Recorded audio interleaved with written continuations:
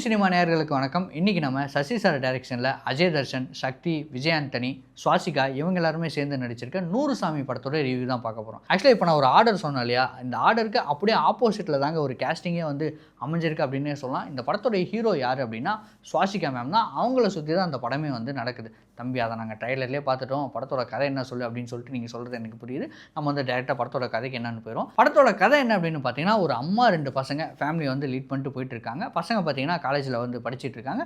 அம்மா ரொம்ப தனியாக வீட்டில் வந்து ரொம்ப கஷ்டப்பட்டு அந்த குழந்தைங்களை வந்து வளர்த்துட்டு இருக்காங்க. ஒரு பாயிண்ட்டுக்கு மேலே இந்த 2 பசங்களுக்குமே ஒரு விஷயம் வந்து புரியுது. என்ன அப்படின்னா, அம்மாவுக்கு வந்து ஒரு துணை தேவை. அவங்க வந்து இவ்வளோ நாள் தனியாக கஷ்டப்பட்டுட்டு இருக்காங்க. ஸோ அம்மாவுக்கு ஒரு துணை தேவைப்படுது அப்படின்னு சொல்லிட்டு 2 பசங்களுக்குமே புரியுது. ஸோ அவங்க 2 பேருமே டிசைட் பண்ணி இவங்களுக்கு ஒரு கல்யாணம் பண்ணி வைக்கணும்னு சொல்லிட்டு அம்மா கிட்ட போய் கேட்குறாங்க. அதுக்கு அம்மா கேரக்டர், அதாவது நம்ம சுவாசிகா மேம், அவங்க வந்து ஒத்துக்கிட்டாங்களா இல்லையா, அவங்களுக்கு வந்து கல்யாணம் நடந்ததா இல்லையா, அந்த கல்யாணம் ப்ராப்பராக நடந்ததா இல்லையா, கல்யாணத்துக்கு ஏதாவது ப்ராப்ளம் வந்ததா இல்லையா அப்படிங்கிறது தான் பார்த்திங்கன்னா இந்த படத்துடைய கதை. இந்த கதை பார்த்திங்கன்னா ரொம்ப சிம்பிளாக தான் இருந்தது. ஆனால் இது வந்து ஒரு உண்மை சம்பவம். கள்ளக்குறிச்சி அப்படிங்கிற டிஸ்ட்ரிக்டில் இந்த மாதிரி ஒரு ப்ராப்ளம் உண்மையிலுமே நடந்திருக்கு. அதை தான் பார்த்திங்கன்னா சசி சார் வந்து இந்த படமாகவே எடுத்திருக்காரு. ஸோ அப்படி பார்க்கும்போது ஒரு உண்மை சம்பவத்தை பார்க்குற மாதிரி இந்த படம் இருக்குது அப்படின்னு கேட்டிங்கன்னா லிட்டரலாக இருக்குது அப்படின்னே சொல்லலாம். பட் அதுக்குன்னு டாக்குமெண்ட்ரி படமாக இந்த படம் வந்து நிச்சயமாக அமையல. ஒரு நல்ல படமாக, ஒரு ஃபேமிலி குட் படமாக அமையுது அப்படின்னே சொல்லலாம். அண்ட் அதையும் தாண்டி நிறைய எமோஷன் சீன்ஸ் இந்த படத்தில் ஓகே இருக்குது. அதை வந்து நம்ம தொடர்ந்து பார்க்கலாம். படத்தோடைய ஃபர்ஸ்ட் பாசிட்டிவ் என்ன அப்படின்னா சுவாசிகா மேம் தாங்க. காரணம் என்னென்னா, சுவாசிகா மேமை சுற்றி தான் இந்த படமே ஓடுது. இந்த படத்தில் 2 பசங்களுக்கு அம்மா அப்படிங்கிற கேரக்டரில் ரொம்ப சூப்பராகவே நடிச்சிருக்காங்க. அண்ட் அதையும் தாண்டி நிறைய எமோஷன் சீன்ஸ்லாம் நம்ம வந்து அளவுமே வைக்கிறாங்க. நிறைய பேர் பார்த்திங்கன்னா இந்த படத்தை பார்த்துட்டு இது ஏதோ சீரியல் டைப்பான ஒரு படமாக இருக்கேப்பா, அந்த சுவாசிகா வந்து அடிக்கடி அள வச்சுக்கிட்டே இருக்காங்களே அப்படிங்கிற மாதிரி சொன்னாங்க. ஆக்சுவலாக உங்களுக்கு அழுக வருதில்ல, அப்போ எவ்வளோ சூப்பராக அவங்க வந்து நடிச்சிருக்காங்க. அப்புறம் எப்படி இந்த படம் வந்து ஒரு சீரியல் படம்னு நீங்கள் சொல்லலாம். படம் பார்த்திங்கன்னா ரொம்ப சூப்பராகவே இருக்குது. ஆக்டிங் வைஸாகவும் சரி, ஸ்டோரி வைஸாகவும் சரி, சுவாசிகா ரொம்ப சூப்பராகவே இந்த படத்தில் நடிச்சிருக்காங்க. முக்கியமாக பார்த்திங்கன்னா கிளைமேக்ஸ்லாம் சில சீன்ஸ் இருக்குது. அந்த சீன்லாம் ரொம்ப சூப்பராகவே நடிச்சிருக்காங்க. பர்டிகுலராக ஒரு சீனை சொல்லணும் அப்படின்னா, சாப்பிட்ற மாதிரியான ஒரு சீன் ஒன்று வரும். கிளைமேக்ஸுக்கு முன்னாடி ஃபேமிலியாக உட்காந்து கடைசியாக சாப்பிடுவாங்க. அந்த சீன்லாம் பார்த்திங்கன்னா ஒரு lengthy scene, single shot scene, ஒரு லென்த்தி சீன் அப்படின்னே சொல்லலாம்.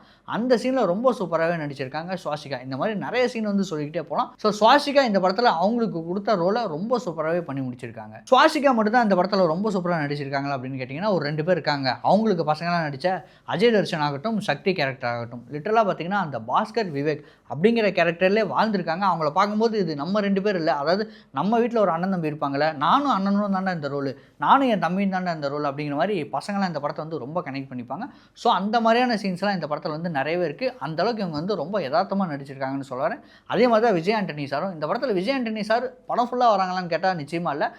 செகண்ட் ஹாஃபில் தான் அவர் வந்து வராரு. முக்கியமான ரோல் அப்படின்னு சொல்லலாம். கண்டிப்பாக அந்தளவுக்கு ரொம்ப சூப்பராகவே இந்த படத்தில் பண்ணியிருக்காரு. அவருக்குன்னு சில மேனரிசம் இருக்கும், அவருக்குன்னு சில ஒரு ஃபன்னான விஷயம்லாம் இருக்கும் இல்லையா, அந்த சீன்லாம் இந்த படத்தில் வந்து ரொம்ப சூப்பராகவே ஓகே இருக்குது. முக்கியமாக சொல்லணும்னா எனக்கு பர்சனலாக பட்டது, இந்த படத்தில் வந்து அவர் வந்து விஜய் ஆண்டனியாகவே தெரிகிறாருங்க. அதாவது விஜய் ஆண்டனி சாருக்கு ஒரு கேரக்டர் இருக்கும் இல்லையா, நம்ம வந்து நிறைய இன்டர்வியூவில் பார்த்துருப்போம், நிறைய வந்து ஒரு இதில் பார்த்துருப்போம். பார்க்கும்போது அவருக்குன்னு ஒரு கேரக்டர் ஒன்று ரொம்ப யதார்த்தமாக பேசுறது, ஜாலியாக இருந்திருக்குப்பா, ஃப்ரீயாக இருந்திருப்பா அப்படிங்கிற மாதிரி நிறைய வந்து ஃபிலாசபியான மேட்டர்லாம் சொல்லுவார் இல்லையா, எதையும் பெருசாக மைண்டில் ஏற்றுக்காமல் ஜாலியான விஷயமா சொல்லுவார் இல்லையா, அந்த மாதிரியான கேரக்டரில் தான் இந்த படத்தில் வந்து நடிச்சிருக்காரு. ஸோ படம் பார்க்கும்போது விஜய் ஆண்டனி சாரோட ஆக்சுவல் ரோல் அது அப்படிங்கிற மாதிரி தான் எனக்கு வந்து தோணுச்சு. ஸோ அப்படி பார்க்கும்போது இந்த படத்துக்கு என்னென்ன கேஸ்டிங் யார் யாருக்கு கொடுத்துருக்காங்களோ அவங்க எல்லாருமே ரொம்ப சூப்பராக பண்ணியிருக்காங்க. ஸோ கேஸ்டிங் அப்படிங்கிற விஷயத்தில் சசி சார் ரொம்ப சூப்பரான ஒரு விஷயம் பண்ணியிருக்காரு. அடுத்த positive emotional scenes. Emotional scenes எதுவுமே நான் வந்து ரிவீல் பண்ணல. காரணம் என்னென்னா, எல்லா சீனுமே ரொம்ப சூப்பராகவே இருக்குது. எமோஷன் எல்லாமே கன்வே ஆகிருக்கு. நிறைய படம் பார்த்திங்கன்னா எமோஷன் சீன் இருக்கும், ஆனால் நமக்கு கன்வே ஆகுமா, நமக்கு வந்து கனெக்ட் ஆகுமா அப்படின்னு கேட்டிங்கன்னா நிச்சயமாக கனெக்ட் ஆகாது. தேட்டரில் பார்த்திங்கன்னா பயங்கரமாக அழுதுட்டு இருப்பாங்க, நமக்கு பார்த்திங்கன்னா சிரிப்பு வந்துட்டு இருக்கும். ஆனால் இந்த படத்தில் அவங்க அழுகுறாங்க அப்படின்னா நமக்குமே அழுக வருது. அவங்க ஹாப்பியாக இருக்காங்கன்னா நமக்குமே ஏதோ நம்ம ஃபேமிலி ஹாப்பியாக இருக்க மாதிரி ஒரு ரிலாக்ஸேஷன் வருது. இதுதான் பார்த்திங்கன்னா இந்த படத்தோட வெற்றி அப்படின்னு சொல்லலாம். அந்த கேரக்டரோட நம்ம கனெக்ட் ஆகி போகும்போது அந்த படம் கண்டிப்பாக பெரிய ஹிட் ஆகும் இல்லையா. அந்த வகையில் 100 சாமி அப்படிங்கிற படம் கண்டிப்பாக பெரிய ஹிட் ஆகும். சசி சாருக்குன்னு ஒரு மேக்கிங் ஒன்று இருக்கும் இல்லையா, சசி சாரோட படத்தில் நம்ம என்ன எதிர்பார்த்து போவோமோ கண்டிப்பாக அந்த மாதிரியான விஷயங்கள் இந்த படத்துலையுமே இருக்குது. ஸோ அந்த வகையில் பார்க்கும்போது சசி சார் அவரோட கெரியரில் இன்னொரு ஒரு சூப்பரான ஒரு படம் கொடுத்துருக்காங்க அப்படின்னே சொல்லலாம். ஸோ நான் முன்னாடியே சொல்லிட்டேன், எமோஷனல் சீன்ஸ் எல்லாமே சூப்பராக ஓகே இருக்குது அப்படின்னு. எமோஷனல் சீன்ஸ் ஓகே ஆகணும்னா அங்கே நடிக்கிறவங்களை தாண்டி, அங்கே இருக்க டைலாக்ஸை தாண்டி மியூசிக் ஓகே ஆகணும் இல்லையா. ஸோ இந்த படத்துக்கு மியூசிக்குமே பார்த்திங்கன்னா எல்லாமே சூப்பராக இருக்குது. சாங்ஸுமே நிறைய இடத்துல ஓகே ஆயிருக்கு. பட் பேக்ரவுண்ட் மியூசிக்கே அந்த படம் வந்து ரொம்ப ஸ்ட்ராங்கான படம் அப்படின்னு சொல்லலாம். கிளைமேக்ஸ்லாம் பார்க்கும்போது அழுக வரத்துக்கு ரொம்ப ரொம்ப ரொம்ப முக்கிய காரணமாக பேக்ரவுண்ட் மியூசிக்குமே அமையுது.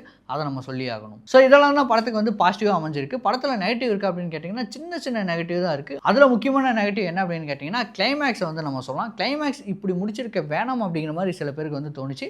அதுவும் சில பேருக்கு தான். எல்லாருக்குமே தோணுமா அப்படின்னு கேட்டிங்கன்னா நிச்சயமாக இல்லை. பட் சில பேருக்கு வந்து கொஞ்சம் ஏன் இந்த மாதிரி முடிச்சிருக்கீங்க, அது கொஞ்சம் ஓகேவா இல்லையா அப்படிங்கிற மாதிரி கண்டிப்பாக சொல்ல தோணுது. பட் ஓவராலாக பார்க்கும்போது சரி ஓகே, சசி சார் புதுசாக ஒன்று ட்ரை பண்ணியிருக்காரு. அதாவது கிளைமேக்ஸில் மட்டும் ஏதோ புதுசாக ஒன்று ட்ரை பண்ணியிருக்காரு, ஓகே தான் அப்படிங்கிற மாதிரி இருக்குது. பட் ஓவராலாக பார்க்கும்போது ஓகேப்பா, நல்லா இருக்குப்பா, ஒரு நல்ல படம் பார்த்துருக்கேன்ப்பா அப்படிங்கிற மாதிரியான ஃபீல் தருது. மற்றபடி வேறு எந்த நெகட்டிவுமே இந்த படத்தில் இல்லை. கண்டிப்பாக எமோஷனல் சீன்ஸ்க்காகவே நீங்கள் வந்து இந்த படத்தை பார்க்கலாம். சசி சாரோட மேக்கிங், சசி சாரோட ஒரு படம் ஒன்று இருக்கும் இல்லையா, அதில் என்னெல்லாம் நம்ம வந்து எதிர்பார்த்து போவோமோ அந்த மாதிரியான விஷயங்கள் எல்லாமே இந்த படத்தில் அமைஞ்சிருக்கு. கண்டிப்பாக சசி சாரோட ஃபேன்ஸுக்கு பெரிய ட்ரீட் அப்படின்னு சொல்லலாம். குழந்தைகள் அப்புறம் பேரண்ட்ஸ் இவங்களாம் இந்த படத்துக்கு போகும்போது நிச்சயமாக கர்ச்சீப் எடுத்துகிட்டு போயிருங்க. முக்கியமாக இந்த 2 பசங்க ஒரு அம்மா இருப்பாங்க இல்லையா, அவங்களாம் வந்து படத்துக்கு போகும்போது நிச்சயமாக தேம்பி அழுவீங்க. அவ்வளோ எமோஷனல் சீன்ஸ் இந்த படத்தில் இருக்குது. நிறைய பேருக்கு இந்த படம் வந்து ரொம்பவே ஈஸியாக கனெக்ட் ஆகும். கண்டிப்பாக எனக்கு இந்த படம் ரொம்ப கனெக்ட் ஆச்சு.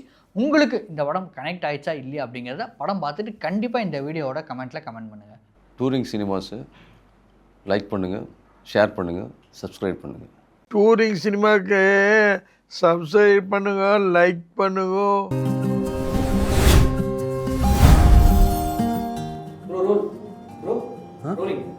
ரோலா இன்ட்ரெஸ்டிங்காக படிச்சுட்டு இருந்தேன்.